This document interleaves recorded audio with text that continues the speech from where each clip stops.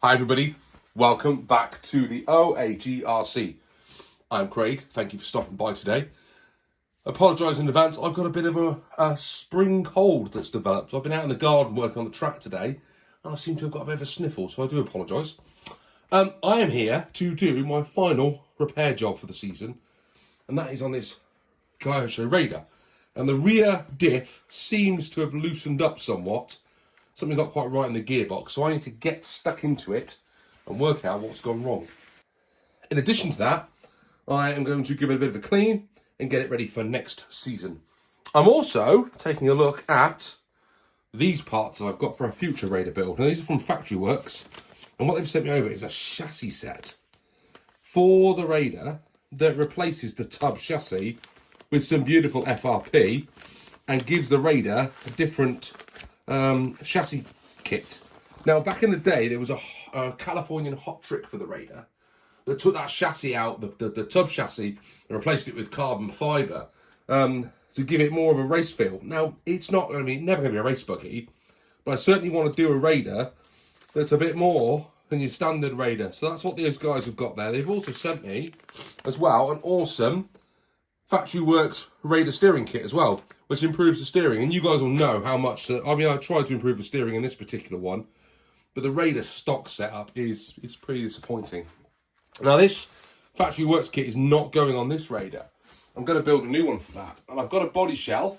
It's a repro body shell, but I've also got those original 1980s ARR Raider stickers to go on to that original body set. So it's going to look pretty rad when I'm finished with it. I don't know if I'm going to do it black. I might do it a different colour. Haven't decided yet. Maybe white with those neon stickers could look pretty cool, couldn't it? And I've also got, because was it Glenn at Riviera RC, or was it Richard Lowe? One of the guys sent me over the green wheels as well for the Coyote Raider. So, I really am ready to rock with this particular thing. I cannot wait. It's going to be awesome. But that's not what we're here to do. We're here to get this Raider working for the Auto Raceway this season. Now, this is in a tough class. This is up against the Cougar, which we've now repaired. It's up against the Madcap, and it's up against the Ultima. So the poor Raider's got quite a lot to do, and it's going to struggle a little bit against some of those other two-wheel drive RCs. But I want to give it a fighting chance. So we're going to sort out the diff. It's got a standard 540 motor in there now. Maybe if it doesn't go particularly well this year, we'll put a sport tuned in there or a torque tuned for next year if it needs it. But yeah, let's get it cracked open, see what the problem is. So I managed to get the diff out. What I did notice when I opened the gearbox is that everything was covered in like a brown, if you can see it on top of the gearbox lid cover. If I bring it over here, look, there's like a brown-ish paste on the inside from the grease, and I think somehow some dirt's getting in the gearbox and it's mixing in, which is not a healthy combination. You don't want that. Right on the side of the gearbox down here somewhere in the Raider, there's a tiny little gap where there's sort of an inspection cover, check the mesh of the pinion, where that meets. Tiny little gap, and I think there's some dust and dirt's getting in there because this runs obviously out on the Orchard Raceway in the dirt. So I need to have a look at that and try and sort that out. What I'm now going to do is I'm going to open up the diff and take a look inside. I've not opened this diff up before. I don't know why I didn't, but that's my next task. I'm going to be very careful not to strip any of these screws as I'm doing so. Okay, we're in. Absolutely packed full of grease, which is a great start. Let's take a look. It all looks all right to me. Loads of grease in there, look. There's no reason why that shouldn't be working. So something must have been slipping somewhere else. I'm just going to grab pop that back on, if I can. I don't think this thing's been opened up in 35 years. So I didn't open it up before I put it together. So let's just pop these either side. Let's just check. Yeah, you see that's not spinning at all.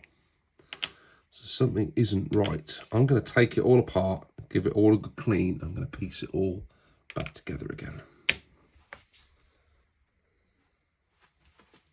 What just dawned on me as I was cleaning this particular diff out is how awesome it was that back in, what was it, 1989, the Raider came out.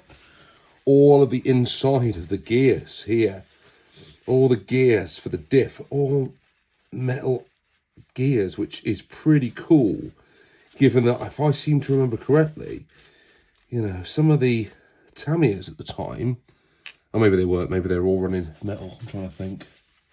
What was out around then? The Frog, the Hot Shot. Yeah, they were all running metal gears as well, weren't they? But I think it's just interesting, isn't it? I mean, I know plastics have improved and they've become a bit more, well, they become stronger. But this particular, I mean, I didn't take this apart last time I did it.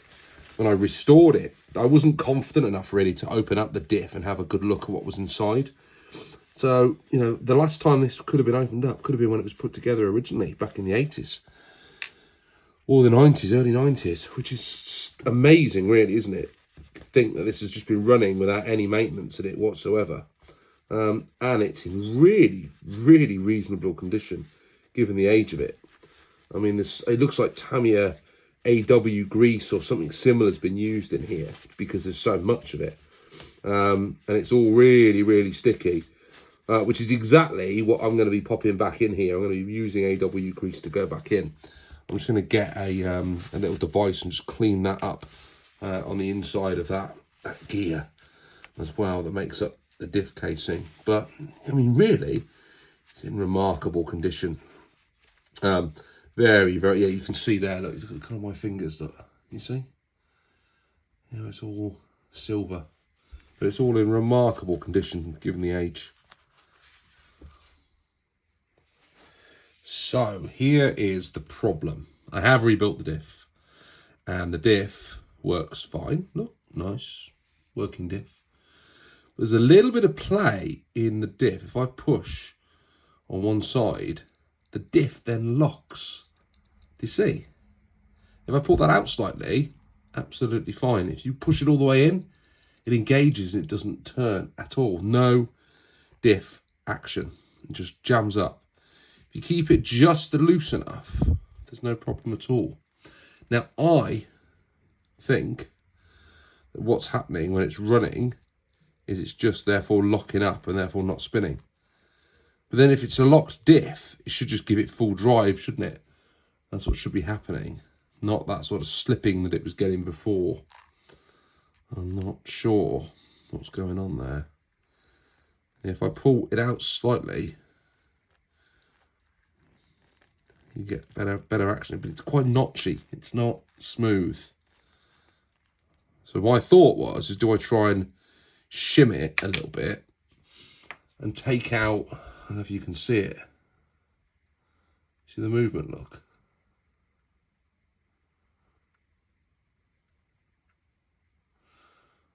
See if I take out that movement, that's what I think is happening. If I was to have it so there was no wiggle room in that centre, whether that might help. And I've got a couple of little spacers I might try, just see if that helps the diff. So I'm going to take it apart, put the spacer in, and see if that sorts the problem out.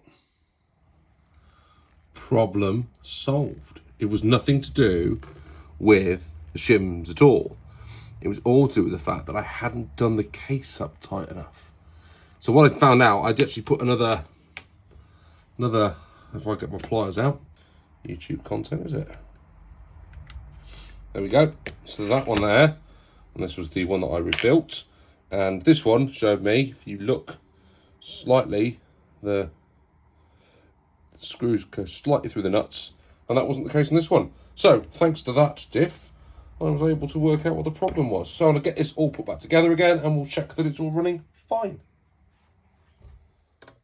So, after all that wrenching on the bench, the biggest problem was actually that this wheel, this side, wasn't attached properly.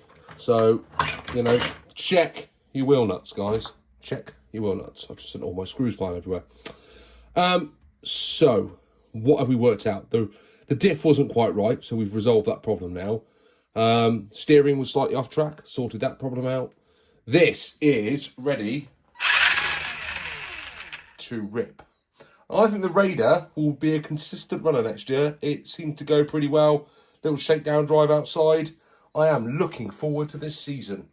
That's it from me. Let me know what you're looking forward to for this season of the OAG RC. If you've got any particular faves out on the Orchard Raceway, let me know in the comments down below. Also, if you have a particular favourite car that I don't have that you'd like to see out on the Orchard Raceway, also drop that in the comments down below. Let me know what you think. It'd be good to chat. See you all soon on the OAG RC. Bye for now.